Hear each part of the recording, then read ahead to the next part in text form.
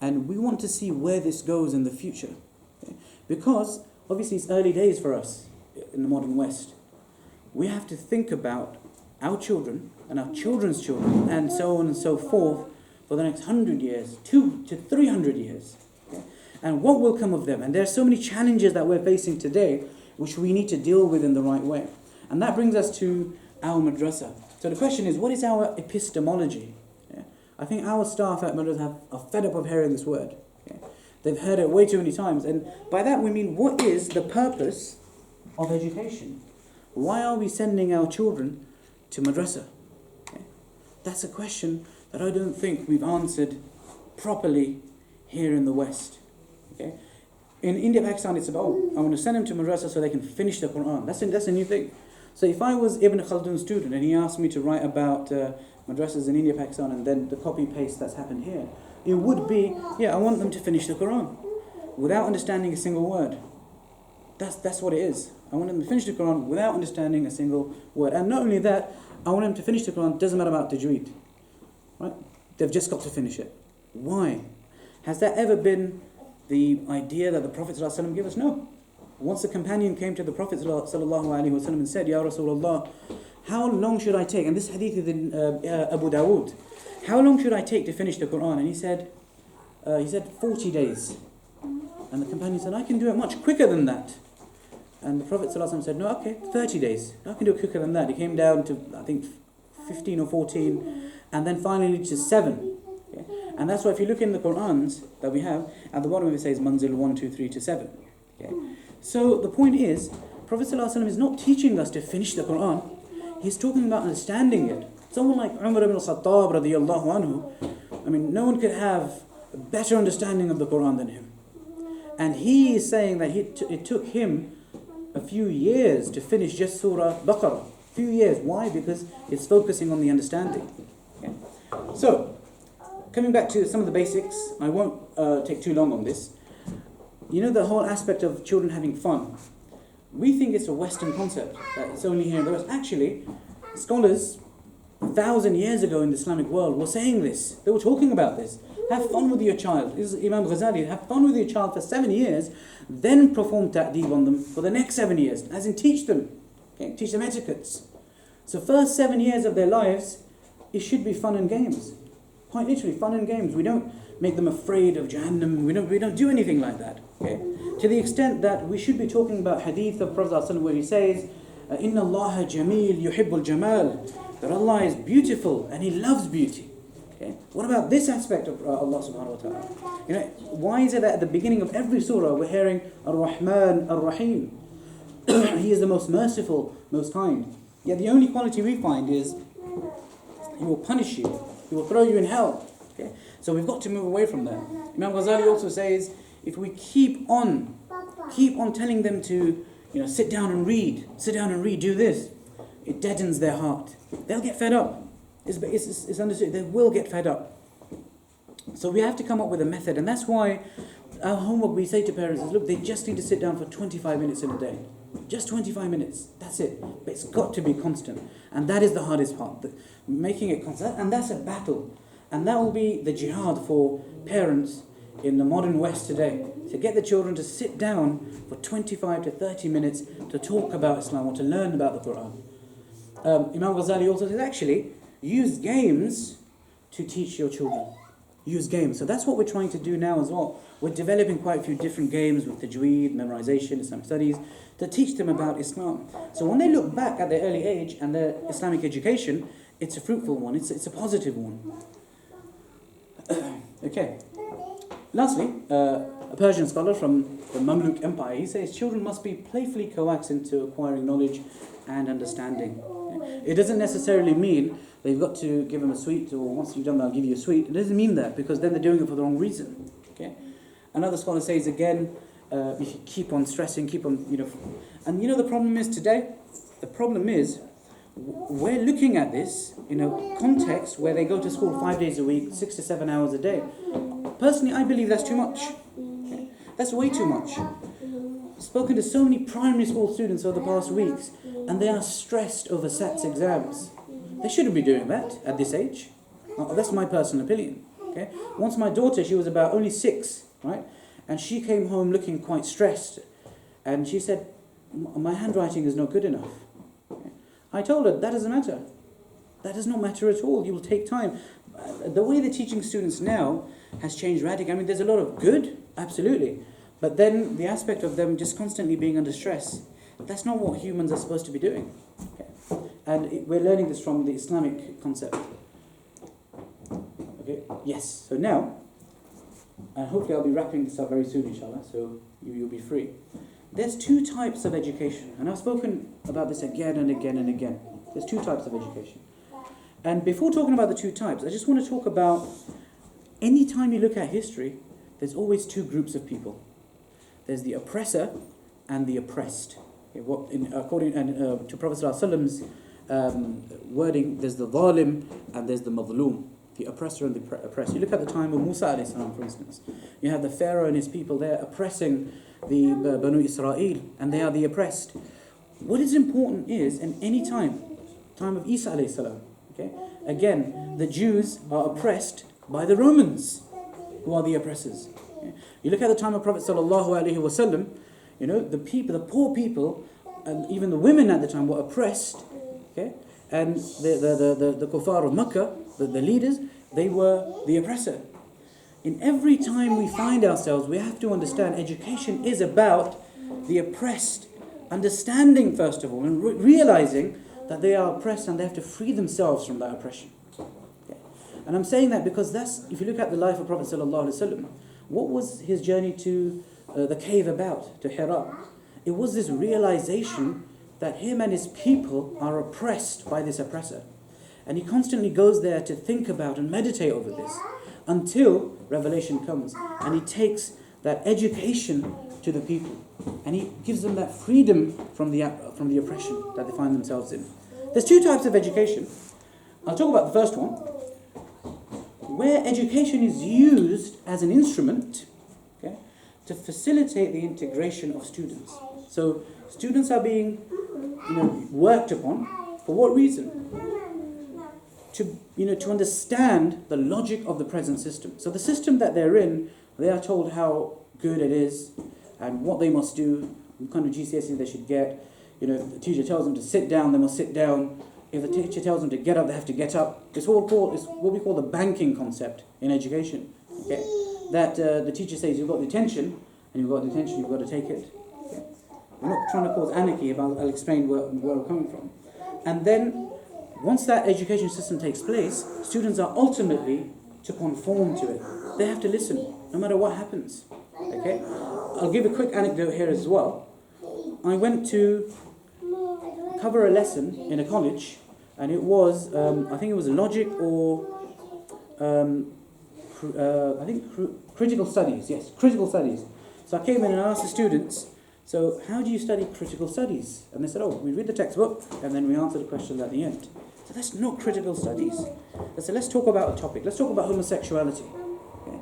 And I said, so what's your opinion on it? Oh, it's perfectly fine, they said.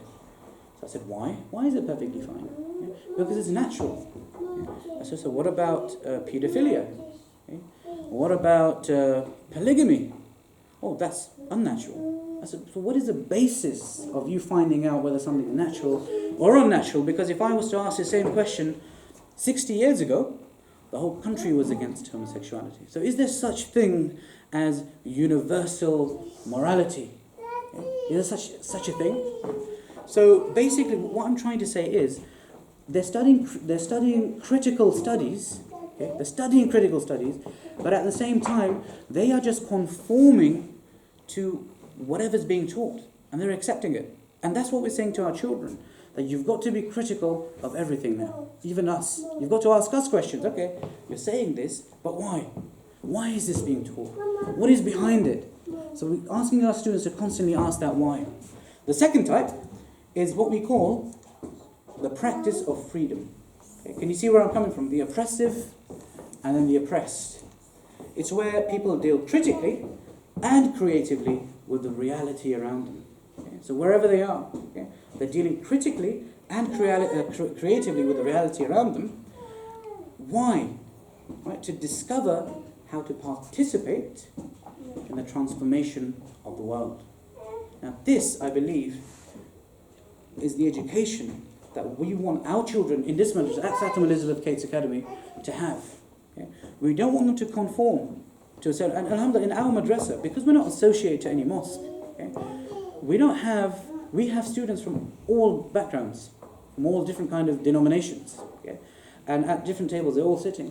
What they're learning from this is, ultimately, we are under the same umbrella of Islam. And that's what we want to teach our children. That we want to create this environment inside the classroom, okay, so that they understand how to live in metropolitan city, live in London especially, so diverse, even diverse within the Muslim context.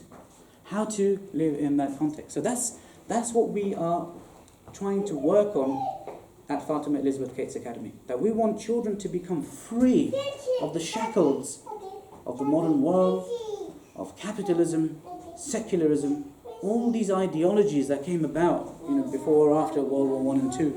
We want them to rethink their identity. And it's not just the children, it's us as well. That's what takes us away from banking concept. Banking concept is teacher tells, students listen. Teacher opens the student's head and puts facts inside. We're saying, no, it's not like that. Yeah. Iqbal again. He says, "Khirat ko gulami se azad kar, jawano ko piron ka ustad kar." This is breaking the banking concept. He says, free your mind. So khirat means mind. Free your mind of slavery. Free your mind of slavery. Make children, make youngsters the teachers of leaders. Give that power to the students. And that's what we're really doing. We're not going to treat it as a box ticking exercise in schools where we're giving a say to the students, but in reality they have no say. Okay. Lastly, I think I'll mention some of this. So here you go. Banking education treats students as objects of assistance. Problem-posing education makes them critical thinkers. That's what we're doing. We're giving students a problematic situation and we're saying, let's deal with this. Okay? There was one lesson going on a few weeks ago where the teacher came in class and said, is alcohol permissible? Yes or no? We're not going to give the answer. We're going to find it in the Quran. So everyone was given a Quran English translation, Abdul Halim, which is one of the best translations. And they were told, look, search for it yourself. We're not going to give you any answers. You've got to tell us. You've got to become the teachers and tell us about education. So interestingly, there's 3 main verses on alcohol.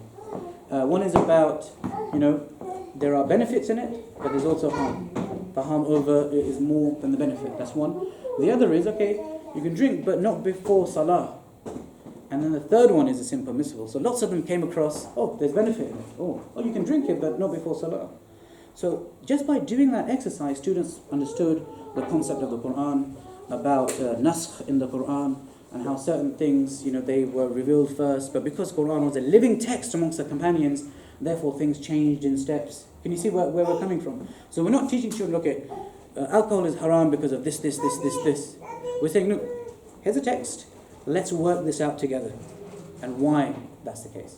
And students were really onto it. I don't think there was one student who was disengaged, because we gave them the tools. We said, we trust you to tell us. We trust, because what we're doing as educators is, we're not saying, you've got to be dependent on us. We're saying, no, we want to teach you so that you can educate yourself without us at some point. So that's the plan. Okay, last few minutes, we're going to just rush through. Coming back to the whole madrasa concept, that's all the historical thing. And the reason why I want to do that is, everywhere when it comes to madrasas, teachers talk about, they'll have trophies being given out to students saying, look, they did this, and the students go back happy, which is a good thing, but it misses the point. I think there's come a time now that we've got to understand our context, where we are in that historical context. Anyway, we're trying to adapt what I've spoken about in the practical sense with our madrasa. Now that's where the challenges come up, different types of challenges, and that's something I want to talk about as well. So parents have spoken to us about adult classes. That's something I want to talk to you about today as well. Some parents have spoken about, is once a week enough? And I've said, look, there's no evidence to prove that it's not enough. No scientific evidence to prove that it's not. And there's no evidence to prove that someone who goes to 5 days mosque learns better than someone who goes 1 day, but longer. There's no evidence available for that because we haven't done academic research in that. That's something that we will be working on and working with other academics about as well. The Ramadan challenge is coming up, obviously in Ramadan, where students finish 30 chapters of the Quran, they get a gold medal. They finish 20, they get a silver. If they finish 10, they get a bronze. That's something that we did last year, and it worked quite well because it gave students that incentive, where there were students who were coming into their parents' cars, going towards school with the Quran in their hand, trying to finish as much as they could. Our aim for them in Ramadan is not for them to understand the Quran, that's throughout the year, but for them to be fluent in the Quran and also the reward aspect as well, okay? Because it is ultimately the month of the Quran. Students who finish Qaida and Tajweed, they will also be starting the translation of the Quran and understanding it from the English. That's something I just wanted to mention that will be happening more from September, inshallah. Okay. Quickly to mention, how can parents support their child's learning? Alhamdulillah, Sister Zainab mentioned quite a bit. So I don't want to go into too many of the points. But the most important thing is, we've got to put ourselves in the shoes of our children. That's the most important. We put ourselves there. And then take yourself to school. For us, I think it was slightly easier. Now that Islam is being ridiculed everywhere, okay, that's happening. There's every time you go on the news, there's something against Muslims. When I used to go to work by Underground, I could remember those days, and I could probably count them on my fingers when there was something not mentioned negatively about Islam. Okay? I can still remember the day when there was a teddy bear called Muhammad, right? And the teacher got death threats somewhere in Africa. So even things like that, which are happening thousands of miles away in a remote village, are being thrown on the media, right? Because of that whole agenda. But we'll move away from that. All we're saying is, in regards to homework, if you spend about 20 minutes, okay, you don't have to sit there with them. You've got to ensure that they have a place where they can sit away from distractions and then just focus. You may need to help them focus. I'll show you a tool to do that. And also once a week to do the Islamic studies. So this is the memorization in Tajweed, 20 to 25 minutes. Okay, and then once a week Islamic studies. So you may have to sit down once with them, go over the rules with them, or the homework. Okay. Here's a tool that I used to use with my daughter. What it is basically, it kind of counts down. So I used to say to her, look, you're only going to do this for 20 minutes, and this used to count down for her, and it's very visual. I used to use it about a year ago. Now she's kind of grown out of it. She just sits down and does what she has to do. So you may need tools like that. If you want to see how this works, there's one in our office as well. Okay, so that's one of the tools. It's very important that parents check diaries. Okay? Make sure that you're checking diaries, see what the homework is. Only then they will take it seriously. Okay. So also their du'as, etc. Have a look and sign it as well. So that tells the teacher that you are marking their books. You are checking. Because otherwise teachers will think, look, parent doesn't care, they don't check, therefore let's leave it. But no, it's important that parents are also signing it off to say, look, why is it that he only had this much homework? Why is this happening? So have that interaction with teachers. That will keep teachers in check. Fatima Elizabeth, as you know, and I don't want to talk about this too much, can you see this black box over here? What I'm just trying to say is, what happens in the classroom is just this bit here. Okay?